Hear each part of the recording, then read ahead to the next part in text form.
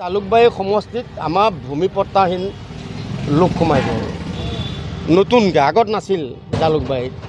মানে আমাৰ ৩৫,০০০ ভোট সোমাল জালুকবাৰী সমষ্টিত। তাৰমানে ৩৫,০০০ মানুহৰ জালুকবাৰী সমষ্টিত মানে পট্টাহীন।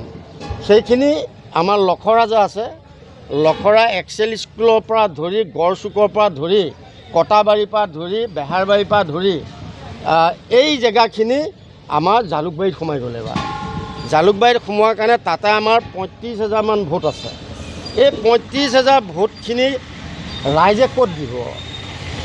কাৰণ ৰাইজেতো সংকল্প লৈছে, প্ৰতিজ্ঞা কৰিছে যে আমি বিজেপি আৰু কংগ্ৰেছক ভোট নিদিওঁ।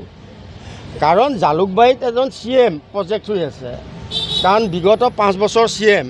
গতিকে CM এজন যে নাহাৰে সেইটো আমিও জানো, কাৰণ CMজন সদায় জিকেই।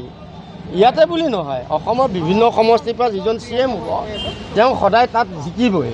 কিন্তু আমি এই যে ভোটখিনি আমাৰ পক্ষত আহিব লাগে, তাৰ কাৰণে আমি দীপিকা দাসক আমি তাত প্ৰাৰ্থিত্ব প্ৰদান কৰিছোঁ ৩৫,০০০ ভোটৰ কাৰণে। গতিকে ৩৫,০০০ ভোটাৰে আমাৰ দীপিকাক ভোট দিব, তাৰ কাৰণে আমি তাত প্ৰক্ষেপ কৰিছোঁ। আৰু আহি থকা দিনত, কাৰণ আপোনালোকে নিশ্চয় জানে ২৯ত আকৌ নিৰ্বাচন হ'ব, কাৰণ এইবাৰ গভৰ্ণমেণ্টখন 3 বছৰহে হ'ব।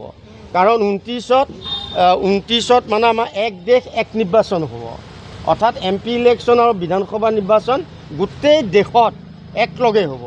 আৰু সেইকাৰণে আমি দীপিকা দাসত আহি থকা সময়ত যাতে সেই সমষ্টিৰ পৰা আমি জিকাই নিব পাৰোঁ, তাৰ মানে এটা মানে চিন্তাধাৰা কৰি, আৰু এই ৩৫,০০০ ভোটখিনি যাতে বেলেগলৈ নাযায়, দীপিকা দাসক তাত পৰে, তাৰ কাৰণে আমি জালুকবাৰী সমষ্টিত দীপিকা দাসক আমি প্ৰাৰ্থিত্ব প্ৰক্ষেপ কৰিছোঁ।